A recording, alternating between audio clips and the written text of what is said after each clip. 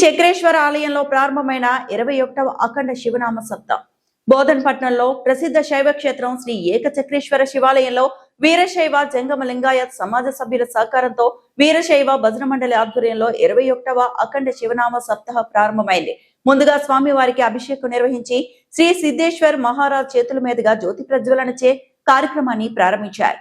రాష్ట్ర సంత్ సద్గురు శివలింగ శివాచార్య మహారాజ్ అనుగ్రహంతో ప్రతి ఒక్కరూ భక్తి మార్గంలో సన్మార్గాన్ని అనుసరిస్తూ ధర్మాన్ని కాపాడాలని గతంలో ఈ సప్తం ప్రారంభించి 21 సంవత్సరాలుగా కొనసాగుతుందని, దీనికి సభ్యులందరూ సహకరిస్తున్నారని, ఈ సప్తాహ కార్యక్రమం 7 రోజులు నిర్విరామంగా కొనసాగుతుందని, ఉదయం పరమరాస్య పారాయణ గ్రంథ పఠనం, షటస్థల బ్రహ్మలచే ప్రవచనం, మంగళహారతులు, కీర్తనలు, భజనలు నిర్వహించడం జరుగుతుందని సమాజ ప్రముఖులు తెలిపారు.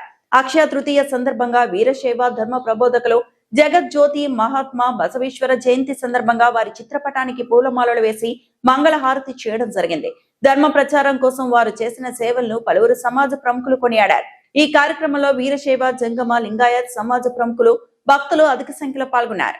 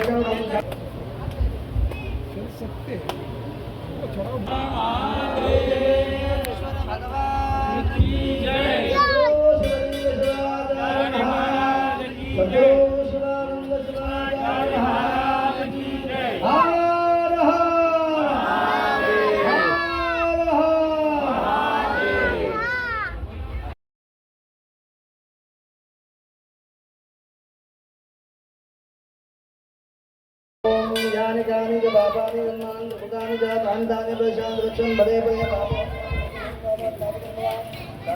हरेवा शरणागतवत्सां निराकरणमास्ते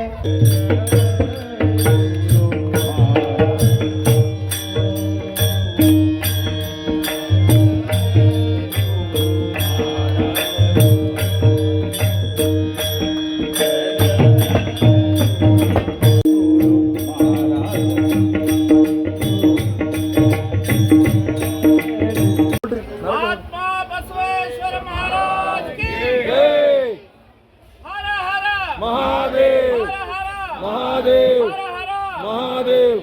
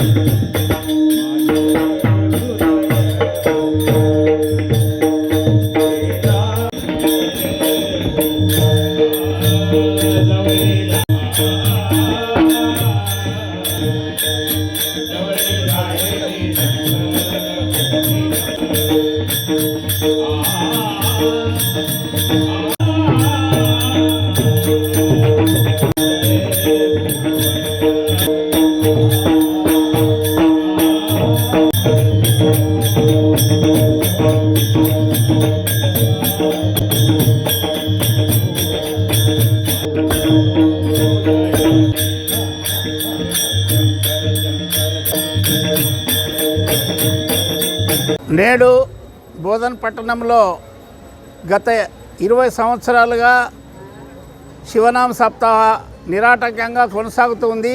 ఈ సంవత్సరం 21వ సంవత్సరము కూడా బోధన్ జంగమ మరియు లింగాయత సమాజ్ యొక్క ప్రతినిధులందరూ సహకారం చేత ఇక్కడ నిరంతర అన్నదాన కార్యక్రమము, పలహార కార్యక్రమము మరియు ఇక్కడ శివనామ కీర్తన అటువంటివి కూడా అన్నీ చేయటం జరుగుతూ ఉంది. కాబట్టి భక్తులు, మహిళలు అందరూ కూడా చాలా ఎక్కువ సంఖ్యలో పాల్గొంటున్నారు. అందరి కార్యక్రమానికి పట్టణ నియోజకవర్గ నాయకులు, అధికారులు అందరూ కూడా వచ్చి ఒకసారి शिवुनी दर्शिंచుకొని వారు पुण्यतीर्थुలు కావాల్సిందిగా కోరుతా ఉన్నాం।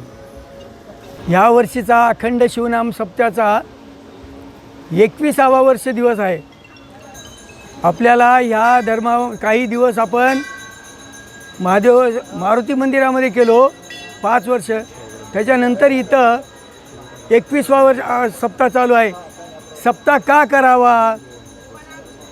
ह्या आपल्या जगामध्ये अति हे वाढलेलं आहे, अहंकार, गर्व, अभिमान वाढला आहे, धर्माचा लोप होत आहे, धर्मजागृती नाही। त्या अहमदपूरच्या महाराजांनी बरंचसं आपल्याला काही धर्माचं प्रचार केले।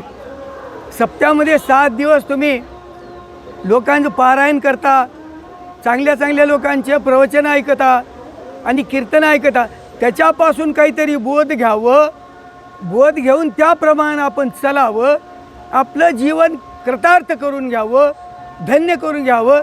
आपल्याला आपल्याला तर भरपूर आहे, संपत्ती आहे, गाडी आहे, बंगला आहे, पैसा आहे, सगळं आहे। हे पण काय म्हणलं तर तूने जो कमाया है दूसरा ही खाएगा, खाली हात आया है खाली हात जाएगा। ह्या गोष्टीचा आपल्याला जाणीव झाली पाहिजे। आणि जी जाणीव झाली तर आपल्या जे अमूल्य असा हा जन्म दिलेला आहे परमेश्वरानं, त्याचं सार्थक करून घेणं तुमच्या हातात आहे। 184 योनी फिरक्यात औचित्य प्राप्त नरदेह म्हणले तर एवढं हे नरदेह आहे, सोपं मिळालेलं नाही। आणि ह्याचं जर आपल्याला काहीतरी करून घ्यायचं सार्थक, तर त्याच्याकरता ते आपल्याला सप्ते आणि हे आपले प्रवचन, कीर्तन, चांगल्या चांगल्या लोकांचे त्याचे हे विचार ऐकणं आणि त्या विचाराप्रमाणे आपण चालणं, ह्याच्याकरताच हा सप्ताह ठेवलेला आहे। ही काही करमणुकीची गोष्ट नाही। तर त्याच्याकरता आता आपल्याला या सप्त्यामध्ये चांगले चांगले महाराजाचा आपल्याला बोध मिळणार आहे। मणिकंठ शिवाचार्य महाराज, तमलूरचे महाराज, त्याच्यानंतर कवळाचे महाराज आणि बेटमोगऱ्याचे महाराज, मुखेडचे महाराज, ह्या सगळ्यांचा आपल्याला लाभ मिळणार आहे।